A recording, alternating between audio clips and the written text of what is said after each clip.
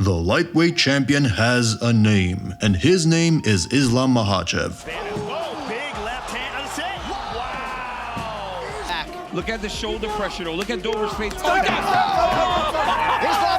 Almost exactly 2 years to the date that his mentor, Khabib Nurmagomedov, retired following his last successful title defense, Islam Makhachev is now a champion in his own right. Makhachev submitted former champion Charles Do Bronx Oliveira, who was looking to regain the belt in the second round of their UFC 280 main event to capture the vacant championship. From only having an identity as Khabib's protege, Makhachev was the first to emerge from the shadow of his legendary mentor and establish himself as an athlete, a fighter, and ultimately a legend in his contemporary era. The pride of Dagestan steamrolled over Charles Oliveira to claim the vacant UFC lightweight belt with a second-round submission in the main event of UFC 280. Islam Makhachev had little trouble delivering on his promise to dominate Charles Oliveira, and now he's at the top of the division where many people have expected him to be for some time. Despite his status as only a slight betting favorite, Makhachev dominated the contest from pillar to post. Oliveira, who holds the UFC records for most finishes and submissions, was never really in the fight. Well, what is certain is that we are now in the Makhachev era. With his coach, friend, and retired lightweight GOAT, Khabib Nurmagomedov, in his corner, Makhachev wrote another chapter in the ongoing saga of MMA greats from Russia's Dagestan region. Speaking on the fight, he said,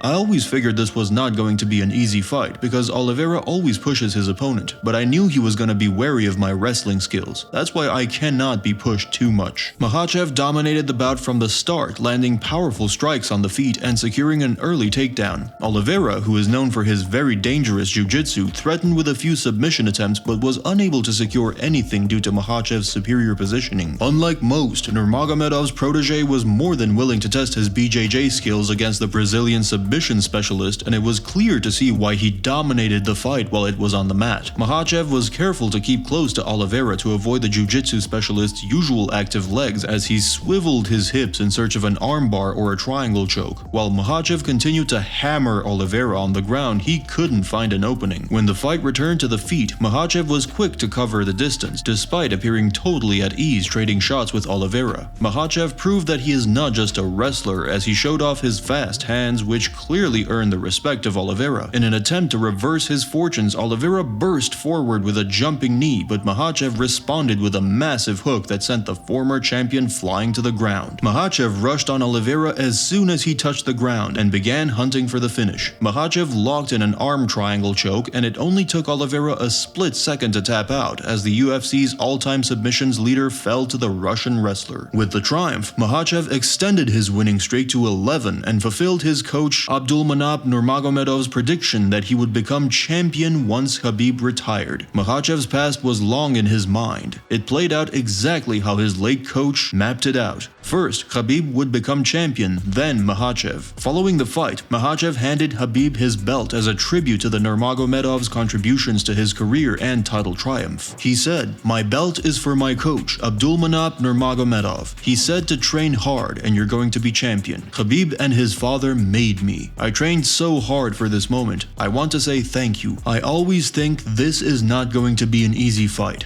He always pushes opponents, but I know he's going to be scared of my wrestling skills. I said this is my goal and Allah give me." He then handed his belt off to Khabib, who proceeded to take the mic and call for his protege to defend his newly acquired belt against Alexander Volkanovski in Australia. The story was written. Now wearing the end of the transcribed portion, Makhachev thinks the best way to achieve an even more ultimate goal would be to be recognized as the best, regardless of weight. Although he just won the belt, Makhachev is already setting his sights on his first title defense. Current UFC featherweight champion and pound-for-pound #1 Alexander Volkanovski. Volkanovski was the emergency replacement for the fight between Makhachev and Oliveira and was in attendance at the Etihad Arena. Volkanovski has aspirations of securing a UFC title in another weight class and is now set to face Makhachev for the lightweight title. During the champion's post-fight speech in the octagon with Daniel Cormier, he was asked if there was anything he wanted to say to Volkanovski. He replied, "I didn't see this short guy, bring him here. I have a new target. I have to be the #1 pound-for-pound champion. That's why I have to go to Australia and beat this guy. Volkanovski is tough. He has good skills and good striking, but he's small for his division, I think. He wants to jump to 155. Let's do this. This weight class is not his level." Volkanovski then retorted with, "Let's do it. The lightweight on the line and the pound-for-pound #1 on the line. Let's do it."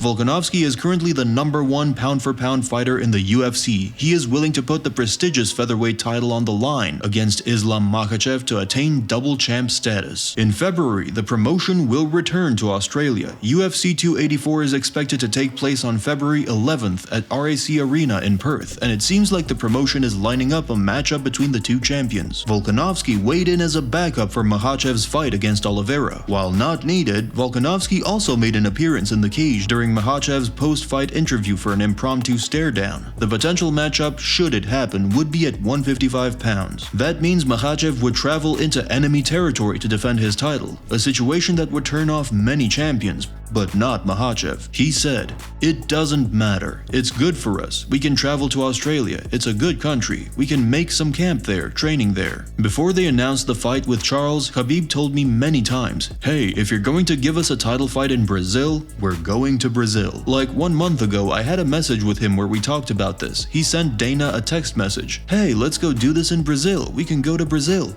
But some people don't believe it. But we can show people the message of what Khabib said to Dana. Well, a tough camp has finally proven results, and Makhachev can now rest and spend time with his family. But Makhachev revealed that Nurmagomedov is only giving him 2 weeks rest before they start training again. Ahead of the fight with Oliveira, there was a surprising amount of trash talk between Do Bronx and Makhachev, considering the stoic and respectful nature that both fighters normally exude. Khabib also got a bit involved when he tweeted that he didn't believe Oliveira would show up to the main event in Abu Dhabi.